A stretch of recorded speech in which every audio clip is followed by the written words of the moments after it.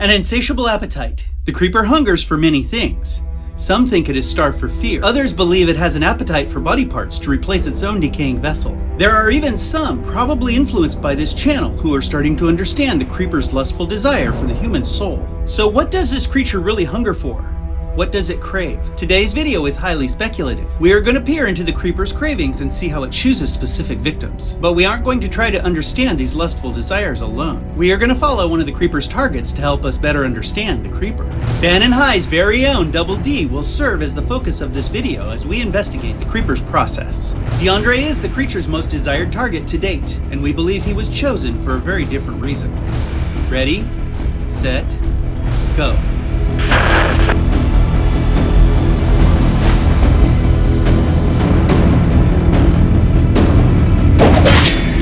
The creeper had its eye on several of the students on the Bannon High School bus. It probably wanted others, but Scotty, Bucky, and DeAndre were the creature's primary targets of choice. Of those chosen, D was the most highly prized. But why were those three chosen? What was different about them than the other more lucky passengers? And what was different about this bus than other vehicles on the road? The creeper has a process for choosing, hunting, and taking victims. It has been doing some version of this process for thousands of years. It must embrace change and adapt to the times, but the fundamentals of the creeper's game remains the same. It was seeking regeneration and maybe enjoying fear. But those treasures could have been found just about anywhere. There was something else on this bus that the creeper wanted. Like the creature did, we'll descend down on a vulnerable school bus in the middle of nowhere, carrying unlucky cargo, to find what we're looking for.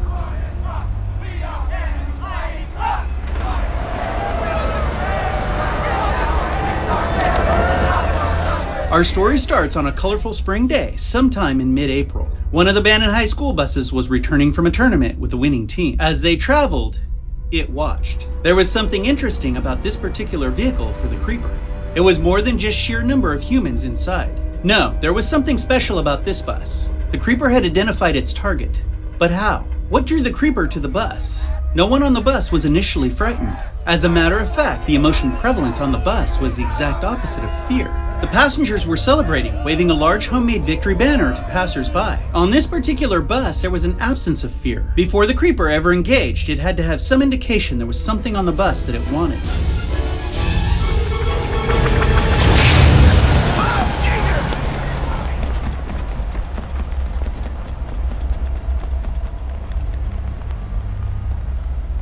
What it wanted was on board, and its reason for wanting DeAndre was different than its reason for wanting others. The creature's reaction to D clearly labeled him as unusual. We're not quite sure how the process works, but before applying fear, the creeper does have a way of identifying likely targets. Billy Taggart is a great example of this intuition. The creeper went to a lot of work preparing to scare Billy, but it didn't have time to scare hundreds of people in order to find out who was on the menu. It knew Billy had something it wanted, and it waited for him on the scarecrow's perch, preparing a plan to create fear in the young Taggart. Likewise, the creeper knew it wanted someone on the Bannon High School bus. There was a specific target on that bus, and we believe that target was none other than Double D. Later, as it peered in through the bus windows, the creature didn't seem surprised to see D. On the contrary, it met DeAndre with great anticipation. But regardless, the creeper was convinced enough to formulate its plan of attack, and it knew what it had to do first. The bus and its passengers had to be disabled away from the rest of the world. East 9 and we are in serious trouble. Do you read me? It launched not one, but two throwing stars at the bus's right rear tires, immobilizing it in just the right location. It was positioned where both radio and cell reception were at their weakest. The mutilation of two tires started a chain of events. It caused the adults to begin routine safety measures, which would naturally separate them from the younger passengers. Before it could start the process, a middle-aged couple came across the bus by happenstance. Coach Hannah asked them to alert the CHP, and they agreed, while it watched. The creeper's bounty was on the bus, and there were some loose ends to take care of. Coach Hannah started the creature's fear campaign when he began placing safety flares behind the disabled bus. The creeper descended down and took Hannah straight up, quiet and fast. This was a well-strategized move. There were no witnesses, but everyone was uncomfortable with Charlie Hannah's disappearance. Fear settled over the occupants, and the creeper began to understand exactly who was on this bus and why it wanted them. It finished setting the scene by taking the two remaining adults and disabling the station wagon couple. No one was there to help, and no one was coming to help. There were only young passengers left. It was time to peer in at its prize. And as it looked them over one by one, it could see each passenger very well with Derry's eyes.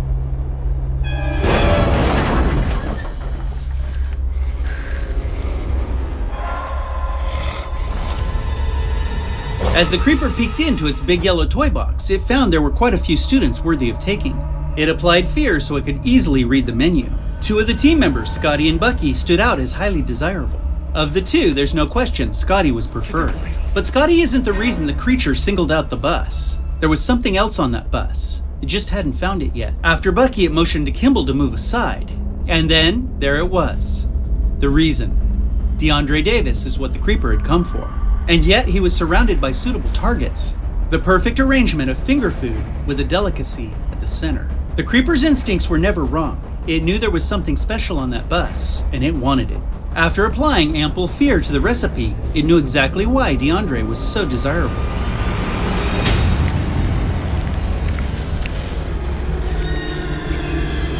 With targets identified, the creeper went to work. If it eliminated Bucky, it could kill two birds with one stone. It could obtain one of the targets and remove him from the radio to prevent outside help from coming to assist the remaining passengers. But the creature's attempt for Bucky was stopped by Rhonda in one selfless, courageous act. She shoved a javelin through the creeper's head. It released Bucky and had to change its plan.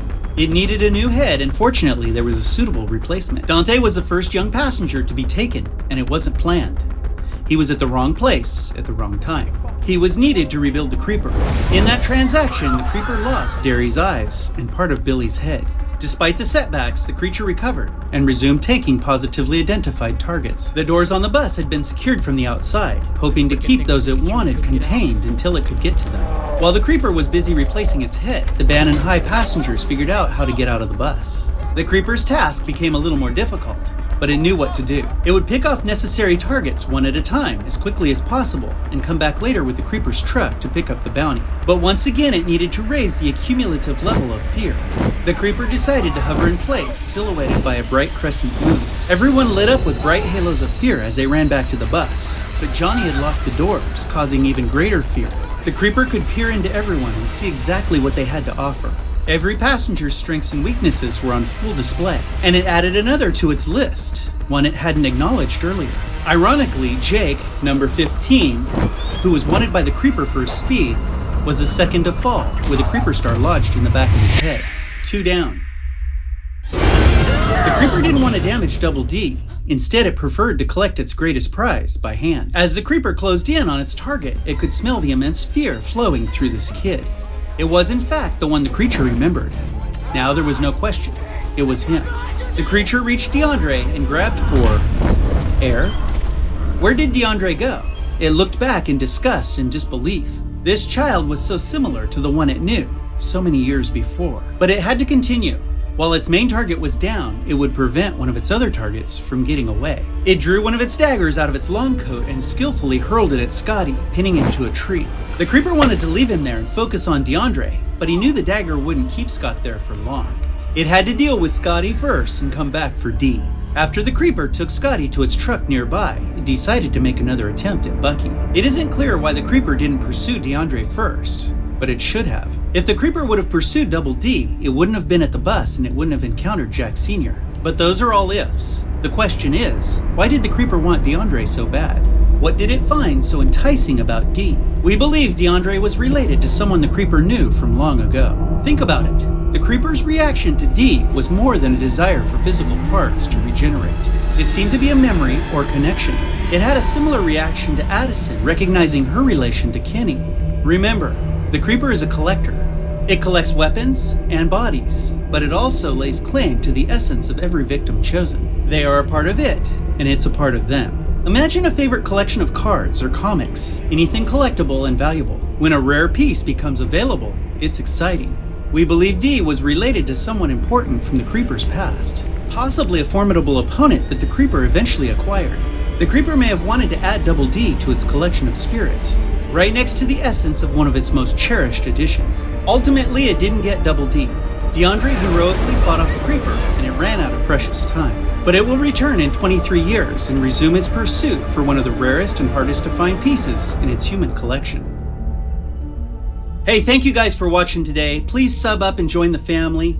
If you click the bell, it shall toll for thee. Until next time, we'll see you.